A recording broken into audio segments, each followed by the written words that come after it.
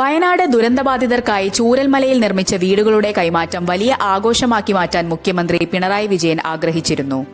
എന്നാൽ രാഷ്ട്രീയ സാഹചര്യങ്ങളും അപ്രതീക്ഷിതമായ രാജ്യാന്തര സംഭവ വികാസങ്ങളും മുഖ്യമന്ത്രിയുടെ പബ്ലിസിറ്റി കണക്കുകൂട്ടലുകളെ പാടെ തെറ്റിച്ചിരിക്കുകയാണ്. ചൂരൽമലയിലെ വീട് ദാനം ഒരു വൻ രാഷ്ട്രീയ നേട്ടമായി ഉയർത്തിക്കാട്ടാനുള്ള നീക്കത്തിന് ആദ്യം തടസ്സമായത് പ്രിയങ്ക ഗാന്ധിയുടെ വയനാട് സന്ദർശനമാണ്. ജനശ്രദ്ധ പ്രിയങ്കയിലേക്ക് തിരിയാതിരിക്കാൻ പരിപാടി മാർച്ചിലെ ആദ്യ ദിനത്തിലേക്ക് മാറ്റിവെച്ചെങ്കിലും വിധി കാത്തുവെച്ചത് മറ്റൊന്നായിരുന്നു.